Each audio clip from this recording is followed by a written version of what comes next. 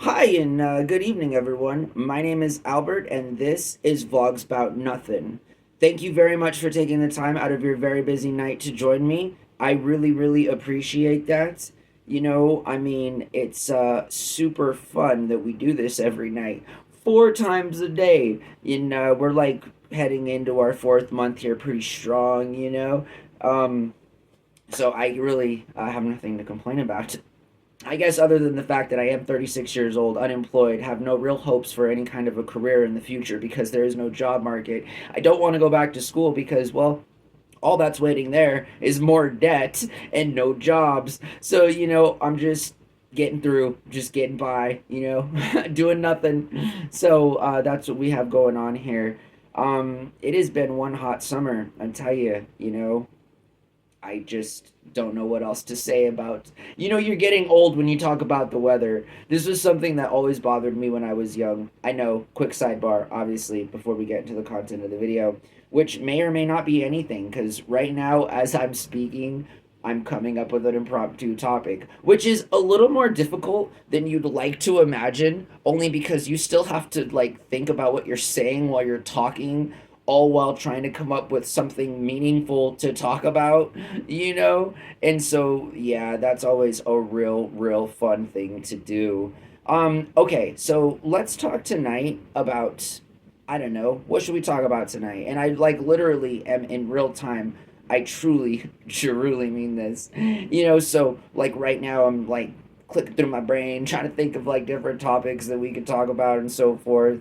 And I think probably the best one that I can come up with actually is let's talk about tonight this small country that's an island that it's Nuru. Okay, so I watched this really cool documentary, and I'm really happy that we got through that because I wasn't sure where we were gonna go with the topic. Actually, I don't even have my little notepad like with me, my little notepad. So I watched this really cool documentary earlier, and it talked about this little island nation called Nuru, and well, as is every piece of land on this earth, it was terribly utilized for centuries as a result of enslaving local indigenous populations, on behalf of the English settlers, the good old colonists or whatever. But hey, that was like 300 years ago. So let's fast forward, and I say that with such dark humor, right? Because that is, in fact, the narrative for Homo sapiens around the world. You don't have to like have lived or been indigenous on this particular part of landmass here in Central North America to have experienced, the very charged up kind of attitude of colonialism. I'm just saying, like, yeah, what a rush. Holy potatoes. These guys have spent hundreds of years and copious amounts of money, to put us in a situation that we are in now. And so the interesting thing about this particular island nation is that they were mining phosphate, which was the result of bird droppings, on a certain kind of part of their island, which then over the course of many hundreds of years made this really, really pure phosphate that was being sold, to the world before it was regulated at bare bone bottom prices at the only betterment of again the English colonies. But at some point there in the 20th century they finally got around to giving the local population some royalties for all of the natural resources that they were taking from their land. And so when this happened, actually really good things happened, and this is an example. This is a perfect example of how economies can evolve into something great. And again, with all due respect to the island nation and those people that live in Nuru, they currently have really no chance at ever being the example that they could have been in terms of I identify as a social capitalist, and boy does it just get my juices flowing when I hear about policies and governments that are successful in the implementation of a hybrid capitalism system. And to me that social capitalism, I guess people can call it different places, other things or whatever, but essentially it's the hybridization of two different political ideologies, in that as they should be used as suggestions to be a part of a government implemented system, that people live under. And there was a time from the early 1960s to approximately the late 1970s where the people of Nuru experienced the greatest wealth that any single nation per capita has ever experienced, ever, in the modern recorded world. They got to a point where they were so cash flush, everything was nationalized, and only 4% of the work population was not that of government position.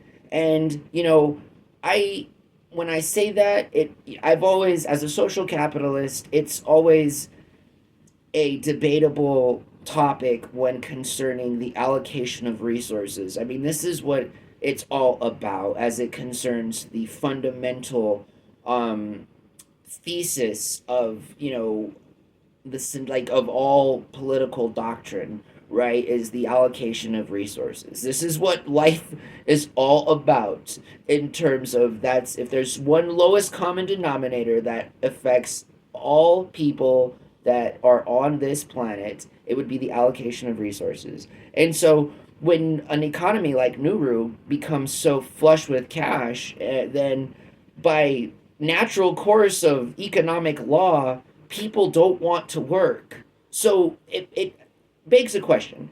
People don't want to work when they're forced not to work because there's so much money that there's literally no reason to work. And when you do work as a result of just a meaningful sort of social experience with minimal responsibilities at a governmental position, that kind of gives you a little bit of purpose, enough so that you can find footing in your own personal life and develop an experience as a sentient being, as it concerns being a Homo sapien, and the kinds of things that you should experience throughout your life, but are often not, and that's real important, because if you look through the history of Nuru, you can see that it was that put them forward into a more socialist kind of an economy, right? I mean, there's no question about that. I think the other way, which is the not good of the two ways to be introduced to a new kind of way, is when everybody has nothing.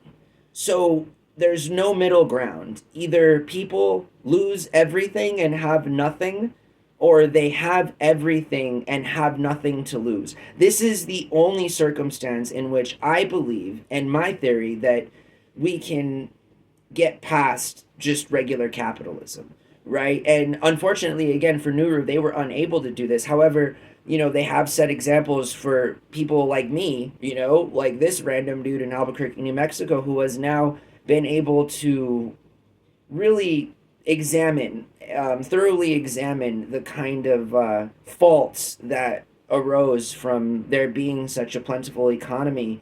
And, again, I think the overwhelming idea that human beings simply steal and become corrupt is a point that is contentious at best and can be proven, yes, but still, it's something that only happens, I would say, when it's encouraged to have loose regulation because of the surplus. So just because you have a surplus doesn't mean you become, lackadaisical on how funds are allocated. And again, what a tricky story, to be a hybridization of a capitalism system that you still, fundamentally follow, but then you forget the importance of that tool as it concerns the foundation of the actual implementation of these practices and their impacts in real life.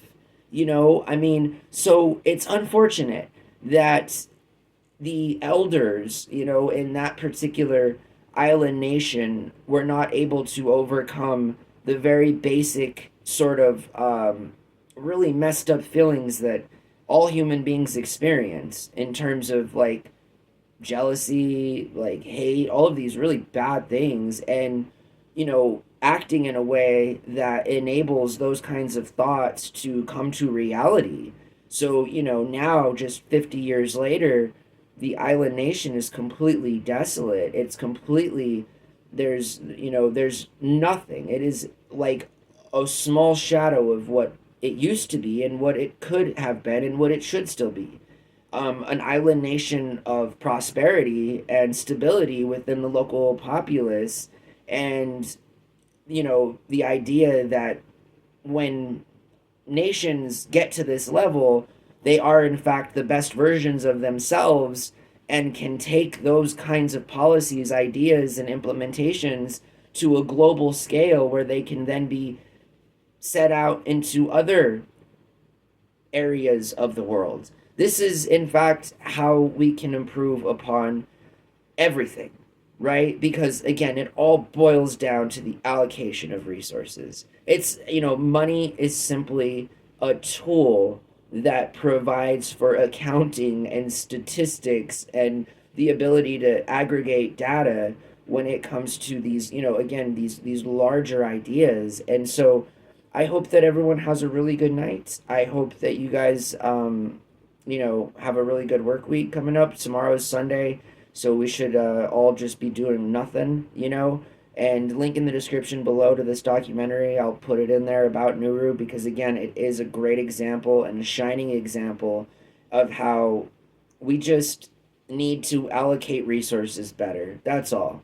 And that's all it's ever been about. It's just there are people out there who have a lot to lose. And I feel like it's not even a lot to lose in a sense that it's the visible things on the surface that these entities, industries lose, but more the power and the influence that they have on everyday people and, the kind of false idea that they are victims of in thinking that they have any sort of real power as it concerns the government and economics and so forth, because we need a strong central government for this very reason. For this very reason, this is why. As much as free markets are great, as much as people can dictate the flow and outflow of capital, and we all have GDPs, and on some level, we do need a way to keep track of everything. So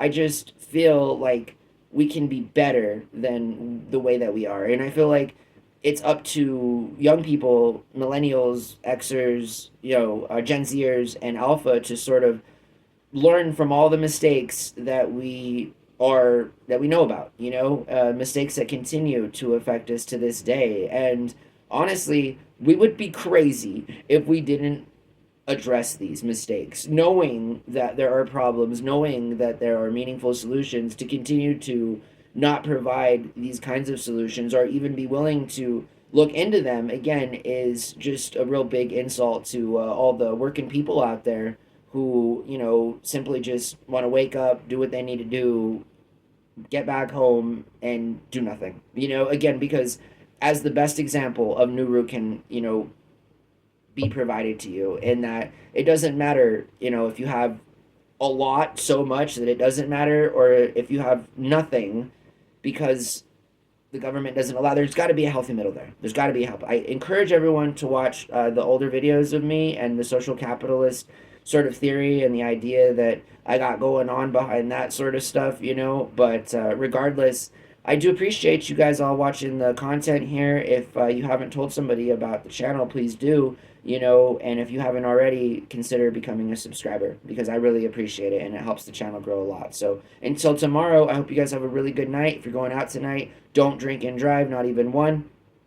If you've had even one, make sure you're not behind the wheel or anything else that can move with a motor. And take care of that way. So I had a buddy, for example. Yeah, I'm bringing you up Shane. So Shane, one of my quick sidebar, I know we're in the video, but my buddy Shane out there in Scottsdale, he had a buddy come over, and we were hanging out in downtown Tempe, and the guy got a DUI for having a beer at a bar and trying to take off on a scooter. So again, be careful out there, guys. All right. I hope you guys have a really good night. Bye.